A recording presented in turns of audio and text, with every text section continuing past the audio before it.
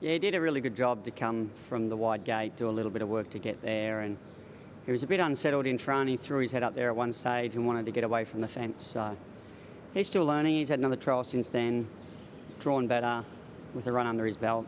Hopefully he can run well again.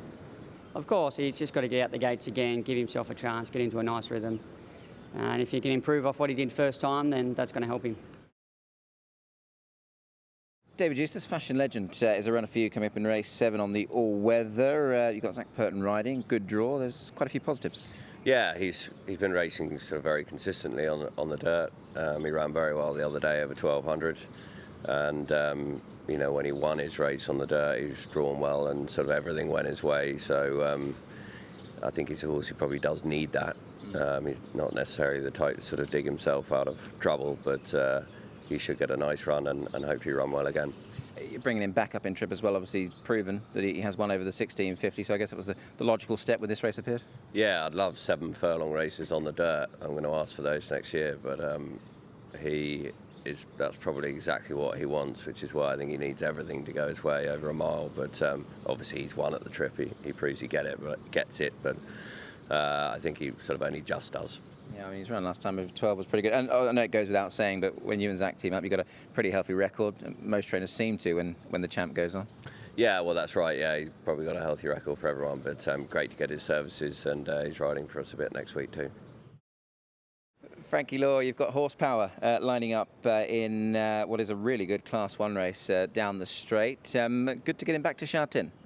Yes, I think last time I just sent him to 1200 to see how it's going, but still a little bit strong in the early stage, so that's why I this time put back to 1000. Yeah. And I guess going back and having a look at that race last time, Frankie, I mean, yes, he pulled hard as well, and new trip, but the ground was also on the softer side as well, so he certainly had sort of circumstances against him, didn't he, really? Maybe, but anyway, you can see he quite strong the early stage, and so that's why he cannot finish. At this moment, I can't say maybe he can handle the track or not, but anyway, we need to try, yeah.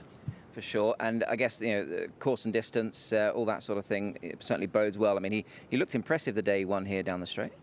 Yes.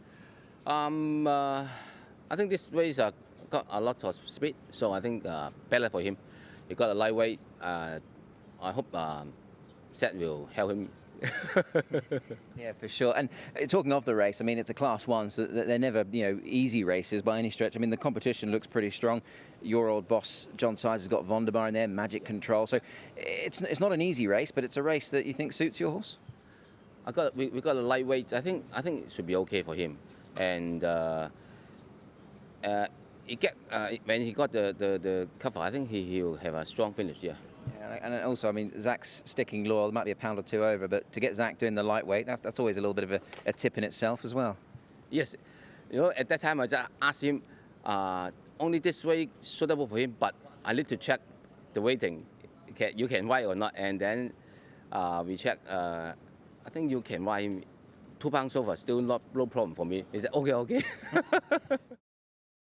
David Eustace, riding together is a horse that's done a pretty good job so far. I know he hasn't won one, but it looks like it's getting close, doesn't it? Yeah, absolutely right. He's knocking on the door, keeps sort of bumping into 1 or 2, but he's been racing very well, and as you say, he's getting there. You're putting the visor on this time around. Just talk me through that decision. Yeah, Andrea just felt he was wandering a touch under pressure, and you can see that, you know, just late. Takes a little bit of organising, and you know, we tried it on at home, and he trialled well in it last week, so we've gone for it, and you know, it seems to have sharpened him up without him overdoing it. Talking of overdoing it, last time out he sort of took a bit more of a sit. Was that by design almost? Because prior to that he'd almost been leading, hadn't he? Well, I think he's just a horse who wants to be ridden forward but doesn't have to lead, and Andrea felt that, you know, pace was strong enough just to take a sit, and he was spot on. You know, the horse sort of loomed to win, and yeah, just got a little bit lost in front, we felt. So he's a horse, yeah, just wants to be ridden handy but doesn't have to lead. Given the time of season that we're at, David, I mean, one or two of these perhaps looking a little bit exposed now and had plenty more runs, but your fella's only coming up for start number 9 of his career here in Hong Kong. So do you feel that maybe you've got the fresh horse in the race to perhaps try and capitalise? Well, I mean, there's some lightly race horses in it that are showing sort of nice form. I couldn't call him a fresh horse, but I think he's holding his form really well. He's a very strong, well put together horse. His conditions holding great. I'm really happy with him. Mark Newnham, you've got a couple of runners lining up in race 10 on the all-weather. 2 very interesting runners and 2 last start winners as well. Let's start with MOJAVE Desert, who got his head in front again last time. That was good to see him win again. Yeah, oh look, he's been building up to that, but he's just got to be ridden a specific way. And you know, when he draws inside like he did last start, and he has again on Saturday, you can just ride him conservatively, hold him up for one short, sharp dash. That's what he's got for sure. I mean, looking back on the replay, I mean, I know they probably went very quick and maybe 1 or 2 were stopping in front of him, but visually, I mean, he looked mightily impressive the way he did run home. Yeah, absolutely, and that, you know, since he transferred to us, that's sort of what we've concentrated on with him. He's won a couple of races when he's been able to get into that stalking position and just expose him late, and that's his strength. Stepping up to 1650. From an inside draw, look, it should map well for him and get his opportunity to run it out strongly. What are your thoughts on the trip? I mean, he's only had 1 go at it. He was 8th. It was back in November of last year. Do you think he gets the 1650? Oh, look, he's won 1600 in Australia on the turf, so he has won at that trip. And looking back at that race earlier in the season, he was probably exposed a little early without knowing the circumstances, but I would say ridden to, you know, have a good strong last 200, which is what our approach will be on Saturday. It'll give him every chance to do it. He's going to be joined by New Forest, who I thought really deserved that win last. I think he deserved it. I mean, he looked as if he'd been leading up to it, hadn't he, with his good all-weather runs prior to that. Yeah, and look, he's got that type of pedigree. He's by Justify. He's got good gate speed. So those sort of horses generally make, you know, good dirt horses. He did it, you know, from the front, from 14 gate with top weight, so it was good performance.